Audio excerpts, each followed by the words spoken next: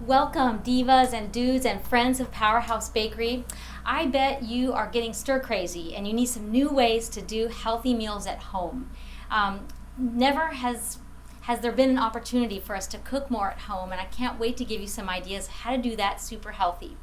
The last couple of times I've chatted with you all, we've talked about eating more from the earth, so super healthy beans and legumes, and also the value of nuts and seeds. So today I'm going to show you 2 recipes that bring in both of those ingredients that are packed with protein, fiber, minerals, even pre and probiotics. So let's get started. I'm going to be showing you a beautiful recipe for vegan mac and cheese. Yes sir, no animal product at all. So look at that beautiful color. We're going to be talking about the value of the grain, whether it be an organic rice product that's gluten-free, or you could go with the beans or the lentils. Either one of those are going to be a great way to make this vegan mac and cheese. And remember, vegan means no animal product at all, so we're going to show you how to make cashew butter. The next one I'm going to show you is a hummus variation. So if beans don't agree with you and you don't want to eat them too much, well, here we go with a beautiful hummus that's made with the darling of the nutrition world, which is the sweet potato. I'm going to show you how we need to roast it to get it really soft and creamy. Then we're going to be adding in a sesame butter, also known as sesame tahini, to make this beautiful, creamy, luscious dip that's going to have so many different uses. So stay tuned. We are going to get cooking. Last couple of visits, I got to talk about the benefits of beans and legumes as well as seeds and nuts. So today I want to put it all together and show you how to make a vegan mac and cheese. So let me first go over some of the ingredients, and I want to backtrack a little bit and talk about all the value in the beans and legumes as well as the nuts and seeds. So if you guys remember, and some of you were even in my class here at Powerhouse Bakery, we talked about the value of beans being really rich in fiber, protein, minerals. It's a complex carbohydrate. Because of the soluble fiber, it's a great way to get healthy prebiotics into your gut for a healthy gut. And I'm holding up this special pasta because it is made with a bean. So I'm not really pushing this brand per se, but it is a really easy box of pasta to find at H-E-B and other stores. So it's a really nice one to use. So like I mentioned, beans are really high in protein. So check this out. In a serving of this pasta, it's got 23 grams of protein and 8 grams of fiber. So pretty good. And notice too that the serving size will also have a lot to say with that. It's a little bit misleading. And I always talk about this with my clients and friends here at Powerhouse Bakery. You got to be really careful with the marketing that's on the front of pack when it relates to the serving size. So depending on your calorie level, this is actually a big serving. So you got to kind of watch that. Most of the ladies that are eating here at Powerhouse Bakery, we don't need to follow a 2,000 calorie diet. Remember, I've talked about that before. In fact, it's probably better off to be around 1,200, maybe 1,500 calories. So needless to say, it's still going to be a great source of protein and fiber and lots of minerals. And it's a pretty hearty flavor too. So a pasta made with garbanzo beans. You might have also seen a pasta made with lentils. So that's another great way to get a protein-rich pasta that would work in this fabulous recipe. So I'm hoping you're going to get a picture of this recipe on your screen shortly, and super easy. So whatever pasta you choose, that's going to be something that you get to pick and decide on flavor-wise. Even the shape doesn't really matter. Notice in this dish, I've gotten the penne noodle. So it's a really nice, easy to love noodle. And this one's actually made with rice. So while I do love the banza noodle, I just wanted to also show you that this one's good too. It's not going to have quite as much protein. It's not going to have quite as much fiber, but the flavor is really good. And it's really popular because it's the most recognizable flavor. It's going to be like that true mac and cheese. So I love it. And when we're doing something that's as special as a nut-based pasta, it's okay to go a little lighter in the noodle if you're not liking the flavor and the heartiness of that bean base. The lentil pasta is kind of in the middle. This would probably be the strongest flavor, and then the lentil one a little bit less strong, and then this would be the lightest flavor. Again, it's really popular, and you could do the elbow shape, and your kids won't even notice a difference. I get young kids in a lot of times in Powerhouse Bakery loving the vegan mac and cheese, and they never knew that we took out the cholesterol and the high fat component, and we substituted in lots of nutrient-rich ingredients. So what I want to show you is how we mix it. And then I'm going to backtrack and show you how we prepare that special cream sauce that's actually made with cashews. So I'm going to first put in this is my cream sauce. So check this out. It's beautiful color. Guess what I used to do that with? Good old turmeric. And I used some of my curried up spice that we make here at Powerhouse Bakery, and I used a little bit of garlic, and I'm going to show you that in a second. But while my noodles are hot, I'm going to add it in so you can see how beautiful and creamy it becomes. So the trick is to have your sauce ready and start to add in the noodles when they're still warm. So I'm going to make just a small amount with this first batch. Add that little guy back in there. And so it really melts and it gets beautiful all around the noodles. And as soon as I get them pretty well covered with my beautiful sauce, then I'm going to add in the cheese. And you can follow my recipe exact, or you can adjust. This is a vegan cheese, so it's an almond-based cheese, which is delicious. So check this out. It's going to probably not get too melty right now, but I'm going to pop it back in the oven and in my pretty serving casserole dish, and it will be so gorgeous. So I'm just mixing it up well. If I wanted to add a little more interesting spice, I could. I could add in some chopped veggies, maybe some scallions, mushrooms, maybe even some carrots and zucchini if you want to throw in some extra veggies with your meal. And once I get that all heated up, it's going to be absolutely gorgeous. So the center of the plate is ready. Again, this is made with a rice gluten-free noodle that is super healthy. It's going to be about 80 calories per 3/4 of a cup, so pretty low in calories. This one, because it's the rice noodle, it'll have about 8 grams of protein versus this one that has close to 19 in a half-cup serving. So pretty small serving, and you're still getting a lot there. But isn't that going to be beautiful? And then, of course, I can always finish it off with a little bit of fresh ground pepper, and it will be absolutely fantastic for a center of the plate meal. So now I want to show you a little bit about how I went about making this.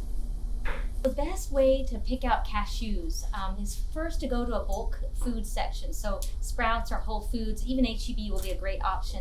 You want to get the organic if you can, and for sure the uncooked. So it should be raw cashews, unsalted. They're going to be the best source for making our cashew cream sauce.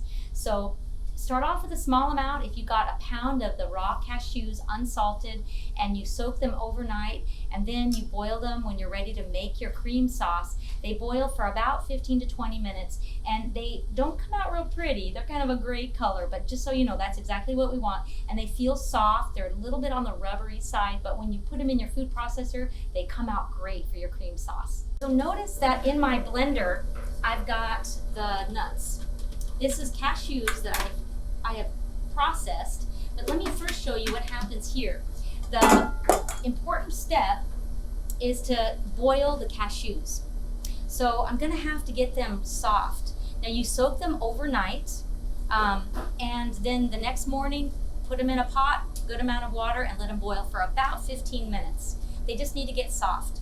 And you'll know they're soft enough when you can turn on the processor and you start getting a good amount of creaminess. So secure your lid tightly, turn on the pulse, and now I'm going to add in the other ingredients. So I've reserved a little bit of the water that I boiled the cashews in. So I'm just going to start with a small amount of that because I don't want to use too much of that. I'd really like to use my coconut milk because that's going to give it a wonderful creaminess and of course some great flavor.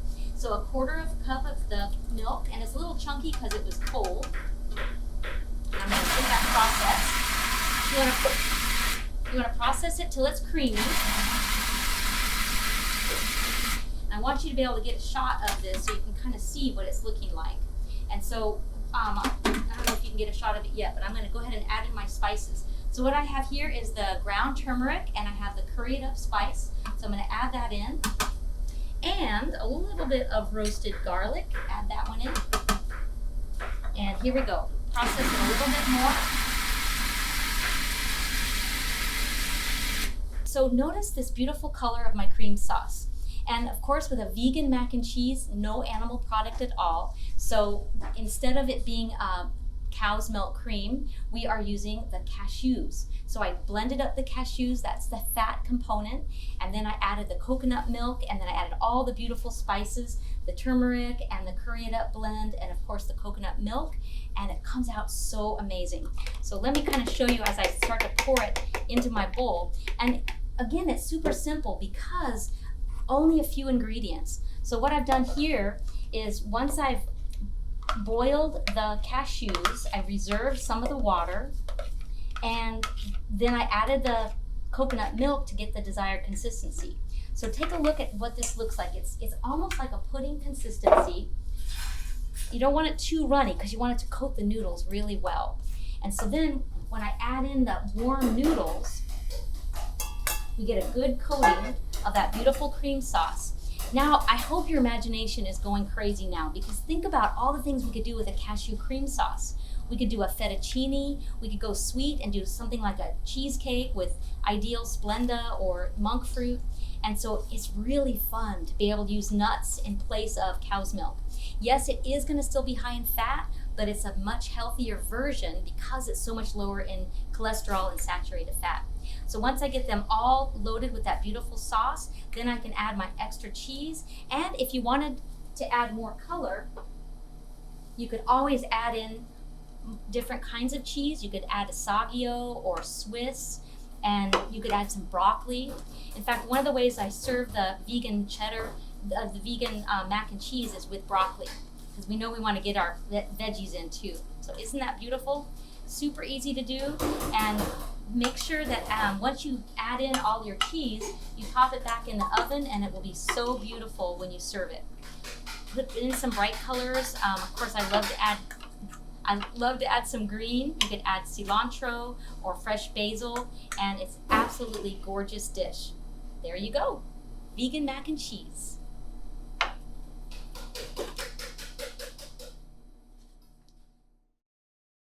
Now, a lot of you probably know hummus, and it's made with beans, which we love beans. They are a great resource for protein, minerals, complex carbohydrates, and we've been talking a lot about the value of eating more from the earth, and so beans are fantastic. But what if you're following a diet like the Whole30 that says no beans? Well, we've got a solution for you. We are gonna make today a hummus made with sweet potato. So there's a couple important things that I'm going to show you about getting your hummus a perfect texture and really making sure it's a fabulous way to add a condiment that's super healthy. And you can use it as a dip for veggies. You can even add it to a casserole. You could add it to a layered dip when you're going to use it for a beautiful display for your lunch or dinner. So the first thing I want to show you is when you bake your sweet potato, you want to get it really creamy. And so a little trick I like to do is you cut a sweet potato in half and turn it cut side down on a baking sheet. Cook it for about 45 minutes. It should be so soft that you touch it and it's creamy. You flip it over and it should be golden brown around the edges. That's when you know your sweet potato is done. Now, I'm going to also tell you that today we cheated and we put it in the microwave. So it can certainly work, but it's not nearly as yummy as when you roast it. So I always love to say, yeah, a cheat will work, but if you can take the time to roast your potatoes, that's a really fabulous way to do it. And for the most part, the sweet potato needs to be creamy, but sometimes the sweet potatoes are going to be a little different in texture. So be on the lookout for that. Sometimes the larger sweet potato will have some fibrous pieces in it. And so that's where the food processor is going to really save us, because we're just going to blend it up anyway. But if it's not cooked enough, it will have a grainy texture, and you don't want that for your hummus. So let me go through the rest of the ingredients, because again, it's super simple. It's something that you can make in a flash and use it over the week because it holds really well in the refrigerator. So we're going to use our nice, smooth, creamy sweet potato. All this is just the potato that I've dug out of the skin.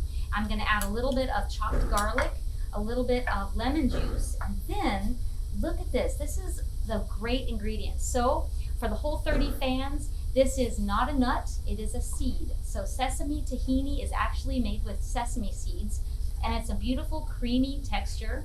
When you open this can, kind of like with peanut butter, it will typically have the oil at the top, and so you want to make sure you stir it really well to get all of the the mixture well blended.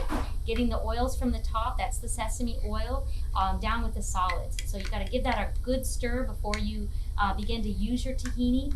And then you want to leave it in the refrigerator, because it will go bad if you don't use it after, probably 30 days. The jar will tell you, but it's also important to refrigerate it to get the maximum value out of its time. And so there's lots of different brands of tahini. Some of them will already be seasoned, and some will have garlic added or salt. So I recommend getting one that's unseasoned if you can, because that's going to give you the most freedom to add the flavors that you want.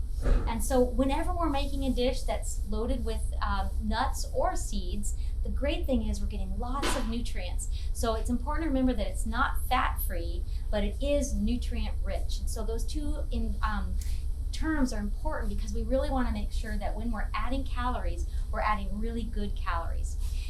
If you've been around Powerhouse Bakery very much, you know that I'm less apt to count calories, and I'm more apt to count the nutrient qualities of a dish. Because what's really nice is when you get something that tastes great and it's full of nutrients, you tend to eat less because you get satiated faster. And so that's definitely something we want with this beautiful hummus. So what I'm going to do is begin to add the ingredients to our food processor.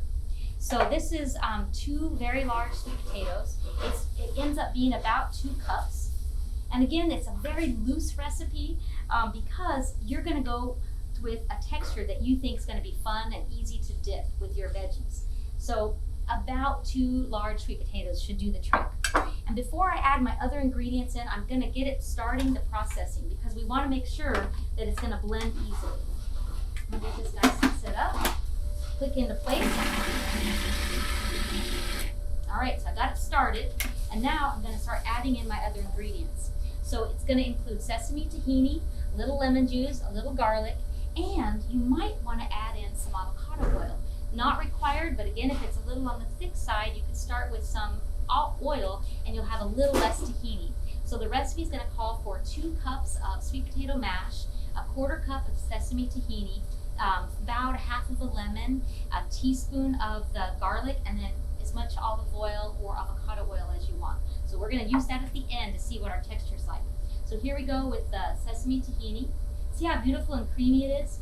Some of the tahinis you'll find are thick, and I prefer them to be a little on the smooth and creamy side. They're just easier to work with. But if you keep it in the refrigerator, just remember that it is going to get solid. So mixing it up ahead of time is really important. And I'm going to add my lemon. So I'm going to start off with 1/2 a lemon, and I'm holding the seeds so they don't go into my mixture. So again, you could use gloves. Gloves to me are a danger because it gives us a false sense of security. Now I know a lot of people are wearing gloves these days because of the fear of coronavirus, and it's certainly a good idea, but don't feel like just because you're wearing gloves you can walk anywhere and do anything with gloves on, especially in the kitchen. So I always train my staff to be careful. Gloves should only be used when you're at your location, working with food. When you step away from the table, the gloves stay at the table. Don't go to the refrigerator with the gloves on. Anyway, so that's my 1 2 cents of glove usage. Now let's get this guy, get him going here, and we will add the rest of our ingredients. So I've added a sesame tahini. Now I'm going to add in the garlic. So it's about 1 teaspoon. Ideally, fresh garlic is the first choice. If you can use it, the other option would be garlic pulp, or you can use the minced garlic. So I'm going to pulse this.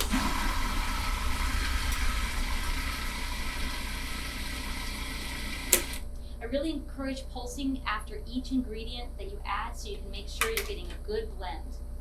Now, if you can see the texture here, we've got a little bit of creaminess going, but like I mentioned, sometimes with the way the sweet potato is, you're just going to need to have an extra thickness or an extra ingredient to modify the thickness. So I'm going to use my avocado oil. That's why it's good just to have it ready. You could certainly add more lemon juice if you wanted, or you could add more tahini. But the tahini is going to add more fat calories, and it's going to add that flavor. So that's why I like to use the avocado oil, just in case you don't want more of that strong flavor. And what I love is olive oil or avocado is very neutral. So I'm going to start with about 1 teaspoon. Blend that up.